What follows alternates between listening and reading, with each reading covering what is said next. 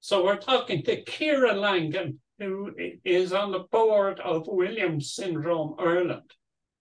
We hope to find out exactly what that is and why it's called that. But for the moment, you're very welcome to the show.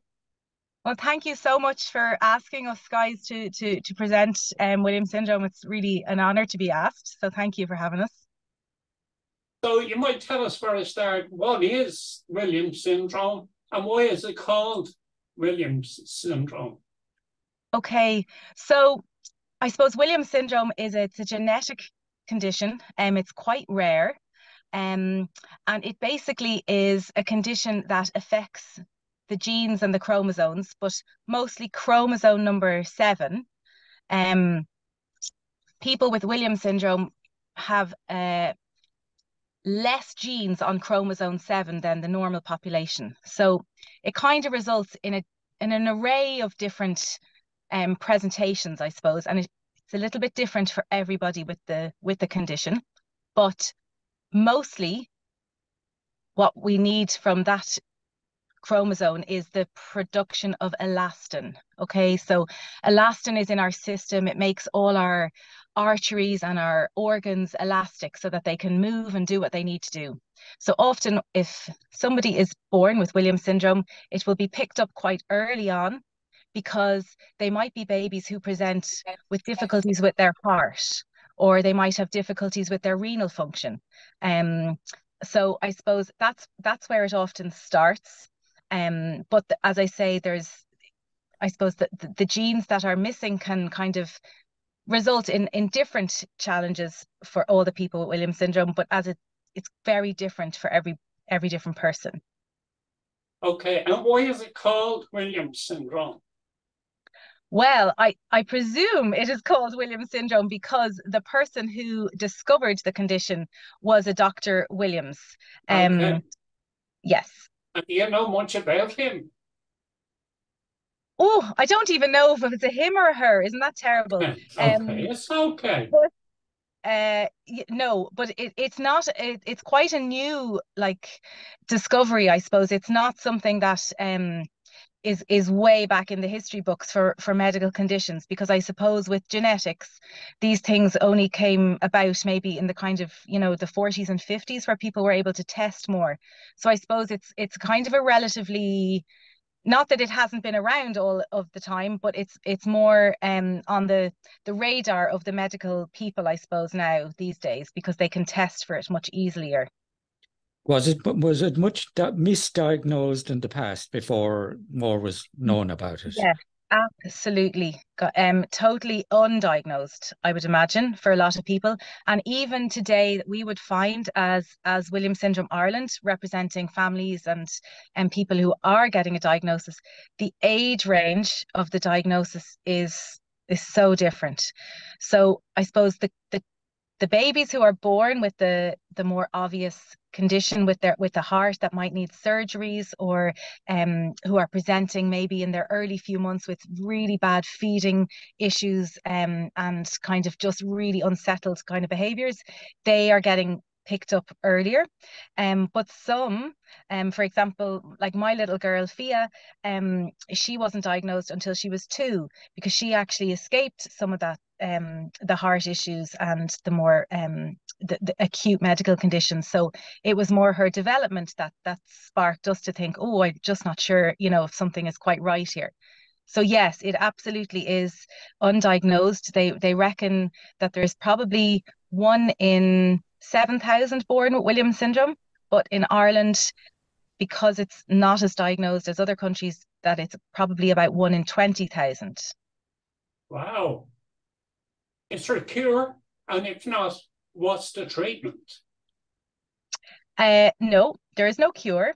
It's a lifelong condition, and I suppose the treatment as such is to just learn how to manage, and how to overcome a lot of the challenges that the kiddies and the adults will face. We absolutely would say, though, and would be recommended, that early intervention of any sort is the best intervention, and that's why we would advocate for, you know, earlier diagnosis, obviously, if possible. So the treatments, I suppose, that we would be suggesting are along the lines of occupational therapy, speech and language therapy, physiotherapy, psychological supports and therapies from a really early age to try and give everybody the best chance at developing and maximizing out on kind of all the things they need to be able to do. And I suppose, you know, it depends where you are in the country, how quickly you can avail of those services. And especially, I suppose, if you don't have a diagnosis early on, it can be really hard when you think that there might be something not quite right. It's just really hard to get access to those services then, of course, because there's no diagnosis. So it can be a really challenging time for parents and for kids. And I suppose then as the years go on, probably finding, I'm sure, like many of your members, you know, it can be hard to access services when they're needed at the right time. So we're kind of strong advocates for fighting for that as much as we can. And is it mostly diagnosed in children? Yes, so it is mostly diagnosed. I mean, as I said, it could be diagnosed at birth if there are complications and there are kind of signs leading to that investigation. But then as children grow on and maybe go to school or maybe finding some learning things, you know, learning can be a bit of a challenge around certain topics. Maybe teachers might notice they're not just quite as strong or as able-bodied maybe as their peers. So if they haven't been diagnosed as a baby, it tends to get diagnosed then maybe a little bit later on into kind of toddlerhood and into early school years as well. I get you. Talk us through, if you might, the first diagnosis. You obviously experienced that, so you might tell us a bit about it. Oh, it was a very interesting experience, John. Yes. So really, I suppose we had just noticed that Fia wasn't really meeting a lot her milestones in the same manner as some of her peers. She was a very unsettled baby. She had a lot of difficulty drinking her milk and being kind of happy after her bottles. And you know, she wasn't sitting up at the same time as maybe friends of mine who had children. Talking and making noises and babbling was all very delayed for her. And I suppose we were always just a little bit worried that something wasn't quite right, but we couldn't put our finger on it. And we were seen, you know, by the health system, public health, nursing, kind of area medical doctors. Everyone sort of thought, you know, she was slower, but she was getting there. So there was never enough, I suppose, to say that there was definitely something wrong. So it took a little while really, and it wasn't until actually a GP picked up on a heart murmur, which would be part of Williams syndrome, that they suggested that maybe because of the milestone delays that we would get referred into the hospital for just for a review with a pediatrician. So I suppose we didn't get to see a pediatrician until Fia was 18 months old. And at that point they were great. They took on board all our concerns. I also had kind of noticed that maybe Fia had some unusual features facially. She looked maybe a little bit different to myself and my husband Ronan, and there was a couple of things. Then of course, you know, you start Googling, which is not always the best thing to do, but actually I did find Williams syndrome on my searches, and when I started to read about it and about kind of the things that the kids may present with, I did begin to wonder, gosh, might this be something we're looking at? So I obviously mentioned that the day we were in with the pediatrician.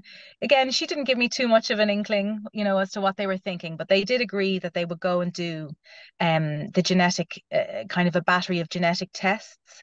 So in fact, Fia would have been tested for a kind of a general array of genetic conditions, but when I suppose a doctor is very certain that it might be Williams syndrome, they can do a specific test called a FISH test, and that kind of examines chromosome number 7 specifically. So anyway, we got the diagnosis then a couple of months later. We were asked to come back into Crumlin, and they kind of sat us down. I think they were almost surprised that it was what it was, because we had mentioned it, and it's quite a rare condition, and that wouldn't always be the case, obviously.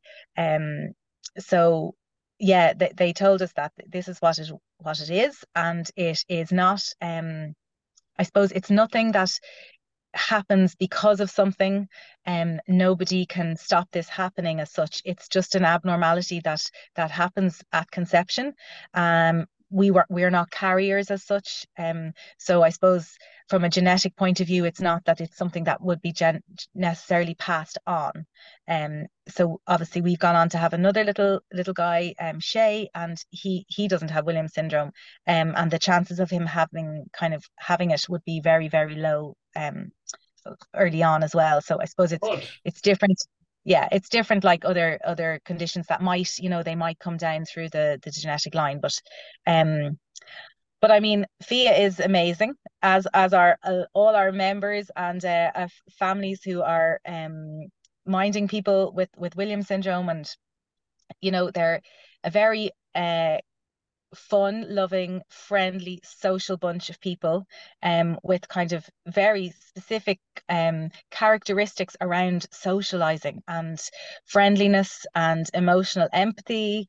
They are really wonderful people to be around. They make you feel so much better about yourself and your day and life. They do look at life with a kind of, a silver lining. I think everything is positive, and I have to say it's I suppose of all the conditions that you could be looking at, it's definitely one of the happier conditions to have. So are there any behavioral indications with Fia before you got the diagnosis?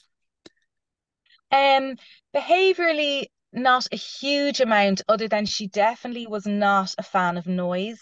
Right. Loud, unexpected noises would send her bonkers, really, to be honest. God love her. Things as well, like that we didn't know, because obviously we weren't avoiding stuff because we didn't know that this was a kind of a thing for her. But being in the car was a massive problem for her. I don't know whether it was the motion, how it made her feel. But she used to hate being in the car, and she used to hate lying flat. And I suppose, behaviorally, I think as the kids get older, maybe sometimes emotions can be a little bit harder to manage or regulate, as we'd say. Because I suppose they're trying to process things at a different pace than others, they can get overwhelmed, in certain situations, or when certain things happen. So they're kind of things that you might be noticing, in the kind of toddler age and early preschool and into school age. But from a tricky behavior point of view, I'd have to say not so much. And like every other child, you would just have to try, and she has to row in with what's going on. And if we try and prepare her for things that we think might be a challenge for her. Change in routine is definitely something she likes to know, what's going on, and if there is going to be a change, that we let her know as much in advance as we can.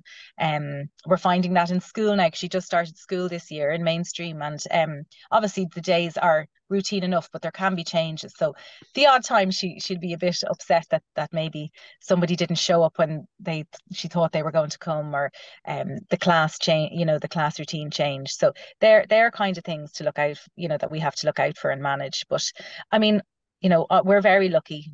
She doesn't have the major health problems. Obviously, some of the children will have to have surgeries. They'll have to have big heart surgeries or renal surgeries. They may have to go on medication to control blood pressure because the elastin isn't working to allow the blood flow at the normal level. So, I suppose we are very lucky that we don't have that on top of everything else. So. I want to move on, if you don't mind, to the organisation Williams Syndrome Ireland. You might tell us why it was set up and what it's set out to do. So again, the It was set up a number of years ago through, I suppose, just families and parents and very kind of proactive mommies and daddies who wanted to have, I suppose, a community connection for each other. So it is a voluntary organisation, and it's run at the moment with a committee, basically. We have a chairperson, Stephen, a secretary, Linda, and a treasurer, Derville. And then the rest of us are all on the committee. There's about 6 to 8 other members on the committee, just all kind of trying to help out. But they're kind of the sailors of the ship as such. And yeah, it has grown in numbers and in membership over the last few years. In particular, I think with social media has been a great help to us. We're able to, advertise what we're doing out on Facebook and Twitter and Instagram, and we're getting more people, I suppose, interested to become members.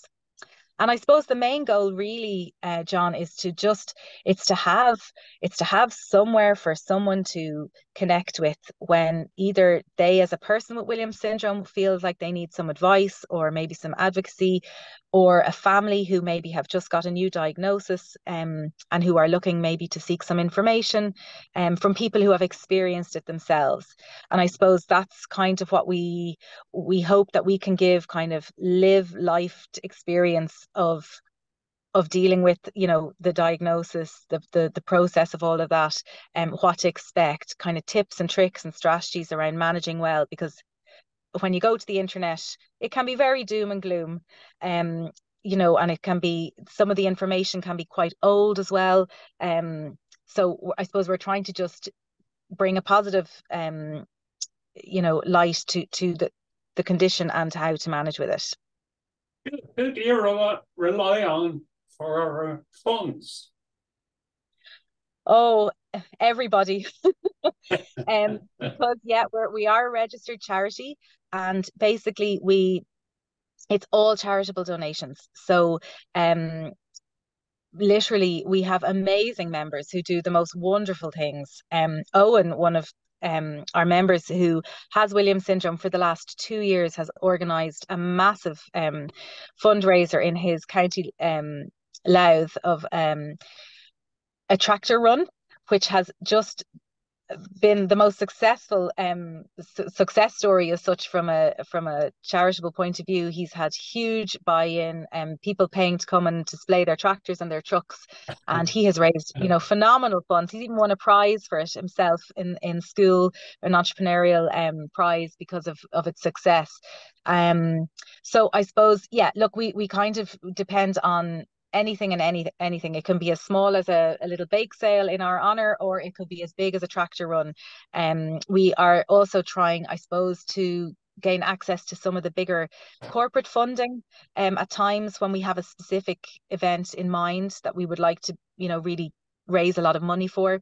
So I suppose we try and scrape and scrape together what we can from everywhere, but it's constantly in our mind that we need to be always kind of doing a bit of fundraising and having a bit of funding in the bank for the events that we do run, which are great fun.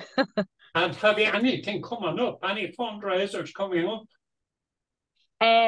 So we don't actually have a fundraiser as such right now, but we do have lots of events coming up. Right. So we also, we do have a little bit of, we do charge a small membership fee, obviously, so that can go towards events that we do run, the smaller ones. So at the moment, I know we're busy organising the Christmas Panto get together, which is kind of for the under 18s group. We ran that last year for the younger group, but it went down so well and we had a lot of interest. We didn't have enough seats, so we've upped the numbers for that this year to 100 seats. So we'll be off to the Helix for the Panto in December. And we kind of, what we try and do is subsidise obviously the tickets. tickets then. So the person with Williams syndrome won't necessarily have to pay anything. They can bring a carer for free, and then, you know, family members can come as well, but they would pay for their tickets.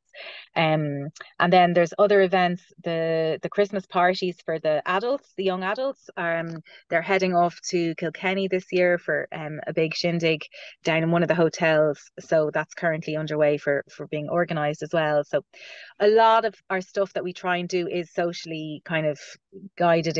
It's all about meeting up, getting together, catching up with friends, that, you know, because it's nationwide, obviously, people mightn't see each other for a long time. So it's a really important way to keep the connections up, and everybody just loves to meet and have that support network around, which is great. You rely on volunteers. We do. Do you get many? Very heavily. Oh yeah, well, I suppose one of the I mean, we're all volunteers, obviously. We're all kind of, you know, parents and carers, and we're kind of between the committee and then the organising of the events. But families are great. Families will always come along and bring all siblings and, you know, maybe grannies and granddads and aunties and uncles as well. So we tend to have a lot of people around when we're doing events, which is great. There is a junior camp that's run every year down in Limerick by Dr. Fionnuala Tynan. She's a special ed teacher who has a real interest in Williams syndrome. Her own brother has Williams syndrome, so she has it's a wonderful asset to have. Fionnuala is great at kind of bringing the kids together for this week down in Mary Immaculate down in Limerick. So I know for that she gets an amazing amount of volunteers applying.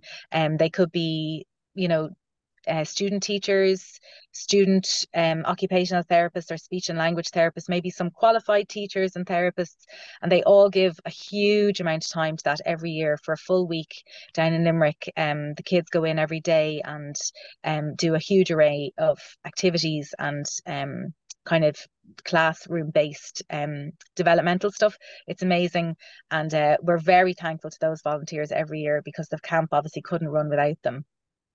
Right, I'm going to throw a mouthful at you. FEWS, Community Participation in WS International Anxiety and Wellbeing Study. Do you know what that's all about? God, you're really testing me, John.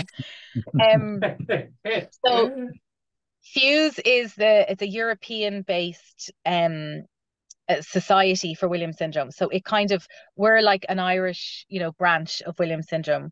And then there's UK have their own branch, you know, every country has their own, but then kind of overriding is FEWS. Now, I might even have got that wrong. FEWS could even be worldwide, in fact. I think you're right there. I think you're right. Yeah, so it's totally international FEWS. So it's a great system, I suppose, that we can feed into. But they run a lot of competitions and interactive kind of I suppose events for members. So if you are a person with Williams syndrome, you know, you can kind of plug into their services and their resources as well, which are bigger obviously than each country. And they would have a lot of researchers and doctors involved in research projects. So I suppose Williams syndrome is something that absolutely needs to be researched, and different aspects of it looked into, I suppose, to help guide, you know, what we should be doing medically, what people should be availing of through the health system, therapy wise. So I imagine that the study you're maybe talking about is to do I suppose one of the biggest challenges I think that people with Williams syndrome do face as they get a little bit older, in particular, when they become maybe more aware of their challenges and their difficulties, is anxiety. It's really well documented that people with Williams syndrome do have higher levels of anxiety. And interestingly, even though they're really social butterflies and they love being in social situations, sometimes being in a social situation can also cause anxiety. It's kind of like a vicious circle. So I think a lot of the research is in and around trying to look at how how people can manage and be very aware of anxiety and its symptoms, because sometimes there could be things that you don't even know are trying to tell you that you are anxious, because it doesn't have to be a panic attack, and it doesn't have to be being overwhelmed. It could be something as simple as not being able to sleep at night, or having little worries that are taking over your thoughts that are all impacting. So I think we're really trying as well to bring strategies and means of coping, I suppose, with anxiety as kids get kind of into that phase. So it's really important that research is going on, and obviously we do highlight any open research to our members as well, if they want to get involved, or if studies are being done, and researchers can approach us to kind of spread the word to the members as well, that there might be something interesting that they could be involved in. Okay, so now we're coming to the end of our time. You'll be glad to hear. Oh, not at all. Is there anything else you'd like to put out there? I suppose I just like to say it's really, I suppose it can be quite daunting when you hear your child has a condition that there is no cure for. But I suppose I would like to sort of highlight the positive impact that everybody with Williams syndrome is having on their families and their friends and their social communities. And I suppose it's an honor to be on the committee, to be able to kind of try and drive that through, and provide events and activities that people can really come and enjoy and be themselves at, and hopefully not have major anxieties around, and just come and really flourish themselves. So yeah, it's just to highlight the positive aspects as well, although there are challenges. We try and sort of say there's ways and means around everything, so you just gotta keep trying. Isn't that it? That's it. Now, final question. If we have somebody out there listening today and they've just got a new diagnosis, how do they get in touch with Williams Syndrome Ireland? Okay, so probably the easiest way is to send us in a quick email, info@williamssyndromeireland.ie, or to go on to the website of Williams Syndrome Ireland. There will be contact names and numbers there as well. I suppose it depends on how people want to approach it. We have also got people who just might find us on Facebook and send a Facebook Messenger message, just to start the ball rolling. And I suppose we'll work with the person with as little or as much information that they want. Even there just might be dipping their toe in the early days and just getting a feel that is there somebody or some organization out there that can give me some advice. And yes, I would say, do contact us. We totally understand if you don't want to jump 2 feet first. That's of course that's understandable, but we will be there to kind of help and guide along the way, and work with the person as the more information they want to gather. So yeah, I would say do reach out. Absolutely, it really helps. All right, it's been an absolute pleasure talking to you. It's been a great learning experience for the three of us here. Thank you so much for coming on the show. Thank you. No problem, guys. Thanks so much for asking us.